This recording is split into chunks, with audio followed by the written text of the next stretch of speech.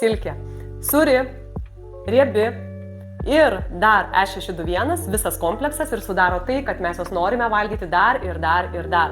Noriu parodyti, kad tikrai silkė didžioji dalis turi E621 mononatrio gliutamatą. Kaip matote, aromato skonio stipriklis mononatrio gliutamatas.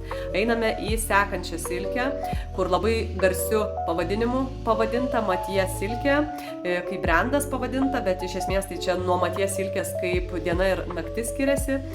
Žinoma, kad turi aromato skonio stipriklis. Aš jau nekalbu apie kitus priedus, lietuviška garsioji silkė, ar turi E621, žiūrim, žinoma turi, dinaviška silkė, ar turi aromato skonio stipriklis, kaip matome tikrai joje yra, o jūs manim netikit. Rašot, negali būti, kad silkė yra E621, tai prašom brangieji, skaitom sudėtį, gali būti parašyta maisto priedo grupė aromato skonio stipriklis ir tada jau pavadinimas maisto priedo mononatrio gliutamatas arba mononatrio gliutamatas turi būti nurodytas ir E621 numeris. Tai gamintojai turi dvi opcijas, dažniausiai nurodo tą be E621, nes žmonės neskaito.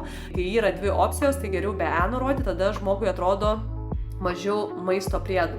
Geriau tikrai ieškoti tos silkės, kurią aš esu įvardinus jums, kad yra sveikatai naudingesnė, arba rinktis kitą riebę žuvį, kuri yra be maisto priedų tokios puoklės. Tai valgykite silkę ne per riebę, neplaukiančią riebaluose, valgykite silkę, kuri būtų kuo mažiau sūresnė, tai yra mažiau druskos turinčią silkę, jeigu yra galimybė, rinkite silkę, kuri būtų be jokių padažų, be jokių priedų, majonezų ir įvairiausių kitų produktų, nes dažniausiai joje silkės būna labai nedidelis kiekis. Ties gryną silkę valgykite su daržovėmis, virta bulvytė su lupyna ir būsite sveiki bei laimingi, gaudami labai daug omega-3 riebalų rūgščių. Patiko mano patarimas, spausk like, dalinkis su draugais ir rašyk komentare patiko, tai aš toliau kursiu turinį tam, kad būtum sveikas ir laimingas.